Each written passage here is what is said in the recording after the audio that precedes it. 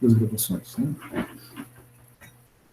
Então, nós iremos resolver um problema agora, usando aqui o Scilab, né? Que é o exercício que está na página 39.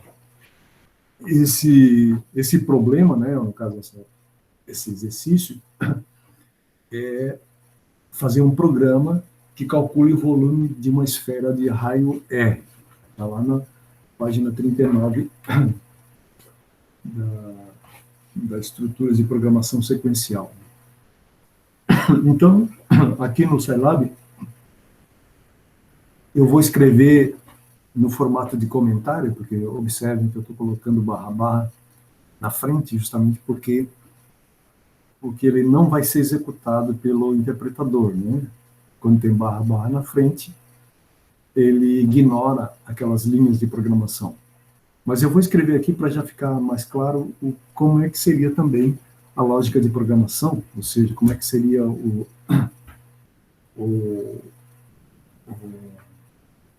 pseudocódigo, né? Então, a primeira coisa que se faz é escrever o início, né? Como eu falei para vocês, o início depende de cada linguagem de programação, então quase sempre tem uma série de códigos que são chamados de pré-processamento, em alguns casos o Scilab não utiliza isso, por facilidades da própria linguagem de programação. Então, nós fizemos esse início, porque é um pseudocódigo, né? E agora nós vamos definir as variáveis. Então, que variáveis que a gente precisa? Então, a gente precisa definir o nome da variável e o tipo da variável, né? Como eu disse, o nome e o tipo são importantes, porque isso aí vai ficar armazenado na memória do computador. E o computador precisa saber se é um número real, se é um número inteiro, se é um caractere, se é um valor lógico, porque ele vai reservar um espaço na memória para isso.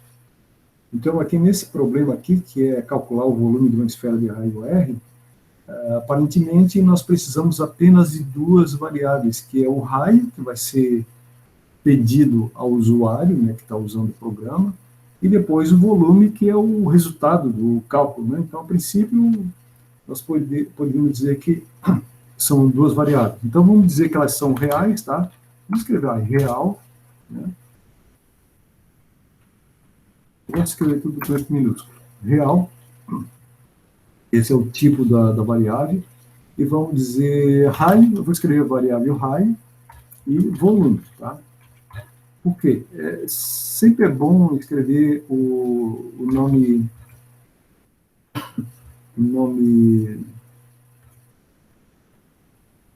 escrever um novo por extenso, e não apenas uma letra, porque o código pode ser mais longo e pode ficar mais difícil de entender ao longo do texto, né? Uma letra, simplesmente, principalmente quando tiver várias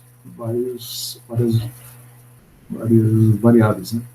Então, muito bem. Então, a primeira coisa que se define, depois do início, é o tipo e o nome das variáveis. Tá? Então, definindo. Também, se caso precisar mais alguma variável, a gente for fazendo cálculo, precisa mais uma, vai lá e acrescenta, né? Sem problema. Então, o próximo passo, né, depois de definir o número de variáveis, é só isso que vai se pedir, então é o processamento, né? O processamento vai ser o quê? Volume, né, porque nós estamos usando a palavra volume como variável, é igual. Aí temos que escrever a expressão, né? É 4/3, né? 4 dividido por 3 vezes, né? Porque é assim que se escreve no Scilab. Observe que eu abri um parênteses, ele já fechou o parênteses, né? Sempre é importante isso. E depois é π vezes r ao cubo, né? Π, como é que é? Então tem que botar percentual π, né? Porque percentual π, o Scilab entende que é a constante π. Então, π, agora π vezes o raio, né? Porque nós usamos a variável raio, elevado ao cubo. Então, acho que aqui está tudo bem. Okay. Então, isso aqui eu estou fazendo pseudocódigo. Eu coloquei a equação ali porque eu já conheci a equação. Aliás, aqui, nesse caso, só para não confundir vocês, eu não vou escrever do jeito como se escreve no Serasa, tá bom? Só para não confundir, porque aqui eu escrevi como se faz, né? Eu vou fazer assim, para não, sei lá, assim, para não confundir com, sei lá, porque isso aqui é um pseudocódigo, então eu não preciso ter referência a uma linguagem específica, porque isso aqui é linguagem genérica. Depois, não, ainda está faltando uma coisa, não está? Estou faltando o quê? Ler o quê? Raio, certo? Então, depois de definir o tipo e o nome da variável, o programa precisa ler esse raio, porque sem o raio, ele não vai conseguir calcular, fazer o processamento, que é o cálculo do volume, ok? Então, ele lê o raio, né, ele vai pedir de alguma maneira, que vai depender da linguagem de programação. Uma vez com esse dado na memória, ele pode calcular o volume, e depois ele vai escrever. Escrever o quê? O volume, né? Porque aparentemente é isso que está pedindo, né? O volume. E depois, o que ele vai fazer? Vai dar um fim, né? Ok. Então, aqui nós temos o pseudocódigo, certo? Então, aqui está o pseudocódigo. Pseudocódigo. Certo? Agora nós vamos escrever. Agora, uma vez tendo o pseudocódigo, nós já podemos escrever o código, né? Desde que a gente conheça os comandos de uma linguagem de programação específica. Então, vamos lá. Eu vou escrever aqui, ó, código fonte, tá? Agora vai ser código fonte em Scilab. Poderia ser qualquer outra linguagem de programação.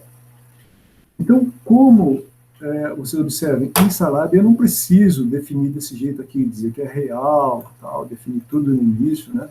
O Scilab pode ser um pouco diferente, mais rápido. Então, por exemplo, assim, nós queremos o raio, né? Então, a gente pode botar assim, raio igual input. Input, o que é? É um comando do Scilab, especificamente do Scilab. E aí a gente vai dar uma mensagem para o usuário, né? Podemos dizer assim,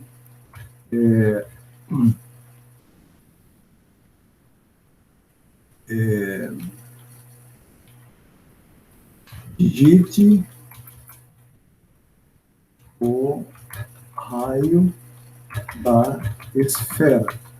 Certo? Então, observe que nós estamos usando a função input com uma mensagem, né?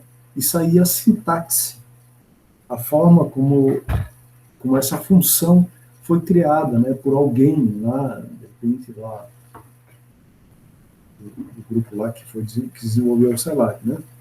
Então, essa função permite que a gente coloque uma mensagem para o usuário, né? E essa função, ela faz o quê? Ela aguarda que o usuário digite alguma coisa pelo teclado. O que o usuário digitar pelo teclado vai ser armazenado na variável que está postada ali, que no caso é o raio. Então, como essa equação é muito simples, ela só precisa do raio, né? Então, agora ela já pode executar, né? Então, a execução, o que é? Vai ser colocada na variável volume. Vamos escrever lá, volume igual. Então, agora eu vou ter que escrever a equação. Como é que é a equação? 4 dividido por 3 vezes, né, porque ele vai ter que multiplicar, o quê? Percentual π, porque ele vai usar a constante π do salário. Observe que ele coloca cor, ó, né, tem as cores diferentes, vezes, né, azul raio, né, eu tenho que usar a variável, porque essa variável está contendo um valor que foi digitado pelo usuário, elevado ao cubo. Ó, bem simples. Então, está pronto. Agora ele vai escrever, né? Então, tem várias maneiras de escrever, né? Vamos fazer um primeiro aqui, chamado DISP. O DISP, ele só imprime coisas mais simples, Então, disp, a gente pode dar uma mensagem assim, ó, o volume da esfera é, e aí eu dou um outro disp e coloco o nome da variável. Volume, o nome da variável que a gente quer que imprima, volume. Ok? Então, observe, ó, o pseudocódigo é uma estrutura genérica que serve para qualquer linguagem de programação. Ela é feita com a linguagem natural, a linguagem que a gente usa no dia a dia, né? Mas ela tem uma estrutura de programação. Por quê?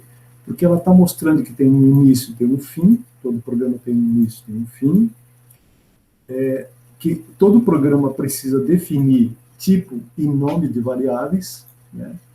Todo programa, ou geralmente quase todo programa, precisa de entrada de dados, então ele precisa ler os valores que vão, nesse caso, vão ser digitados pelo teclado.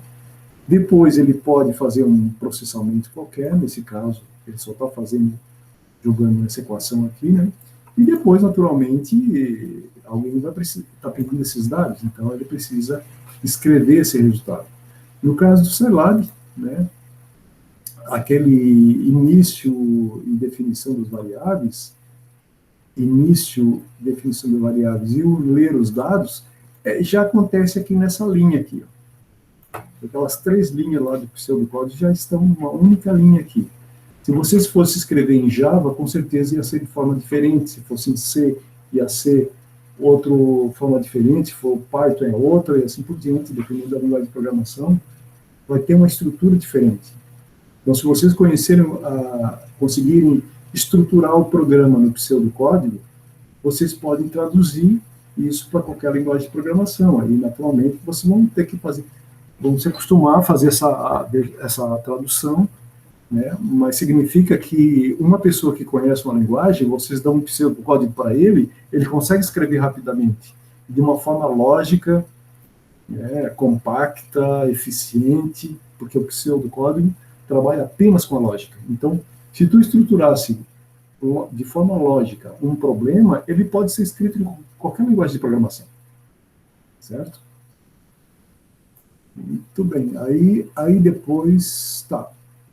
É isso aí. Então, agora, o que a gente vai fazer? A gente vai gravar isso aqui, né? Então, a gente pode vir aqui, ó. Eu posso usar esse disquete aqui, mas aqui em arquivo, eu gosto porque eu posso escolher uma pasta específica, tá? Mas, deixa eu ver uma coisa aqui. Deixa eu ver se eu vou querer salvar aqui mesmo. Se eu clicar aqui, onde é que tá? Aqui, no disquete, ele vai me usar, como ele já tem vários outros programas aqui, ele vai salvar aqui, ó, em PRG, ó, está exatamente onde eu quero mesmo, né? Observem que ele está usando o mesmo nome da última coisa que eu fiz aqui, ó. Então eu tenho que mudar esse nome, senão ele vai sobrescrever. Tá? Então eu vou escrever, dar um nome que eu possa saber do que se trata, né? Eu vou botar volume underline esfera. Tá? Observe que ele coloca nesse extensão SCE, que é a extensão do Scilab, tá?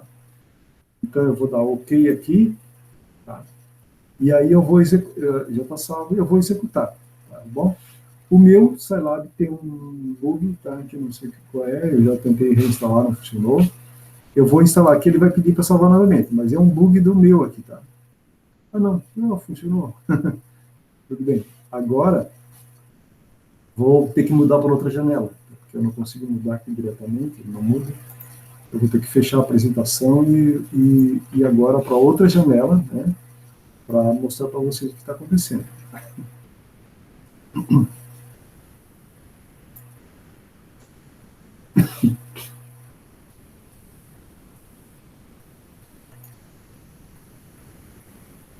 Então, vocês estão vendo aqui, ó, não sei se está muito claro,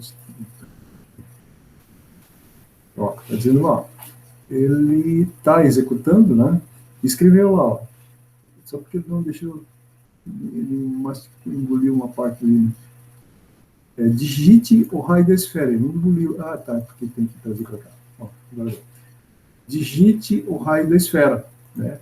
E ele fica aguardando lá, ó, fica o prompt, né, o cursor, esperando que eu digite o raio da esfera, né? Vamos digitar 2. Tempo. Já calculou. O volume da esfera é 33,51 e alguma coisa. Certo?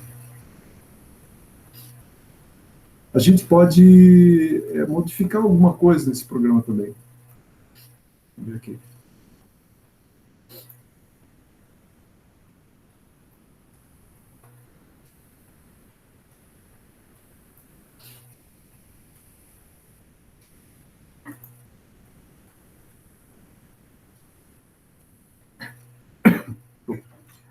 Outra coisa também, ó, eu apresentei pelo DISP, né?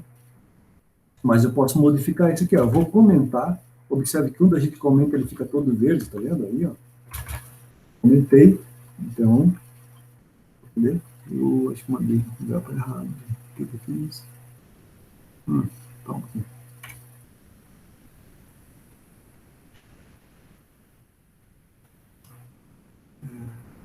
Então, um pouquinho. Isso é comentado aqui. Eu quero vir para cá e comentar isso aqui. Então, observe que essas duas linhas aqui, onde eu apresentei o resultado, eu comentei. Por quê? Porque eu quero mudar agora, mostrar para vocês que eu posso escrever uma apresentação mais interessante ali, né? Embora a gente pode fazer algumas coisinhas aqui diferentes, sei lá, porque isso aqui é texto, tá? Isso aqui não é uma apresentação gráfica. Então, vocês não estão vendo uma apresentação gráfica como vocês utilizam no computador, porque essa apresentação aqui é textual. Programação leve, né? A gente poderia, né? O Scilab tem umas formas que até são meio gráficas, assim, mas eu nunca utilizei, mas é possível fazer um pouco gráfico, porque quando a gente vai fazer um cálculo, isso que é um cálculo, o resultado, não precisa fazer exatamente uma interface toda bonitinha, mas existe como fazer isso aí também. Ok, vamos fazer uma apresentação um pouco melhor, no sentido, usando uma outra função chamada printf. Agora tem até uma mudança, eu acho que mudou um pouco aí nos programas mais novos, tem um printf diferente aí, não sei, mas eu acho que o meu ainda funciona assim. Deixa eu ver. Printf, o printf eu posso escrever uma frase mais complexa. Por exemplo, assim, vou escrever entre aspas, observe lá, o volume da esfera é, tá? Aspa, vírgula, puxa, vamos ver aqui, vírgula, não, e agora, não sei se eu estou lembrado,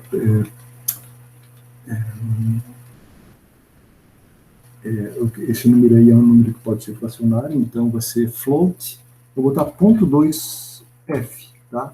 Significa se eu não estou esquecendo de nada, ele vai imprimir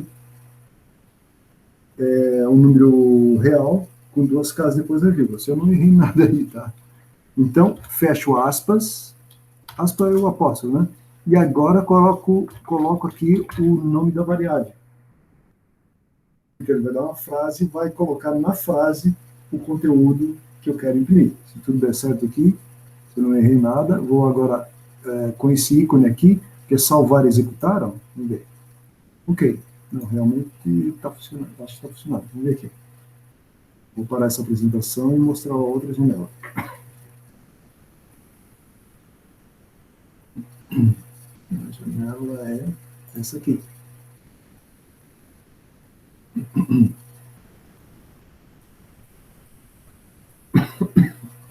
Desculpa aí, eu estou com uma garganta meio irritada.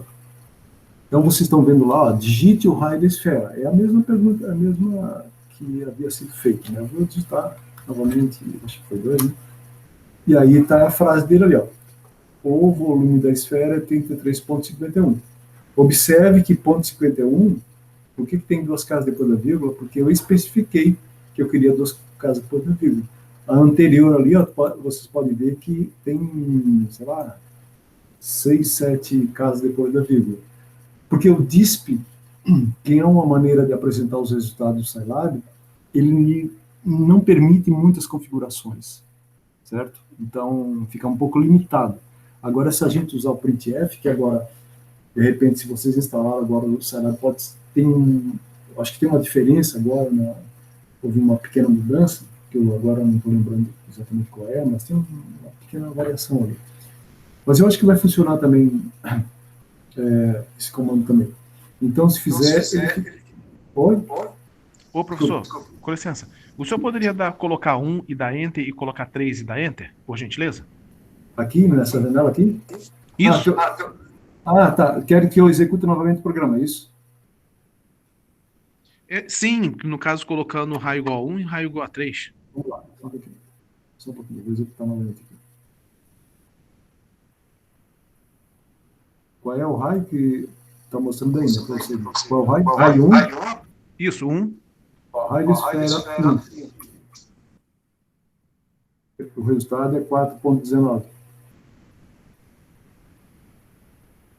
que está errado é a anotação? Não, só queria ver. E coloca 3 também, por gentileza. Só um pouquinho.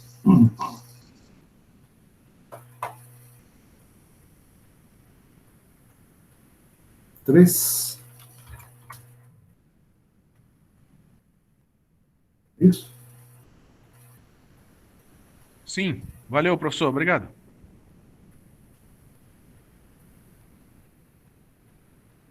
Alguém mais tem alguma dúvida?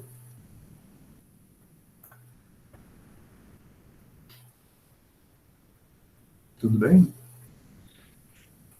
Então, professor, obrigado aí pelo professor ter digitado aí por esse programa aí. E até a próxima. Próxima. Tá bom, então. Vamos parar a gravação aqui.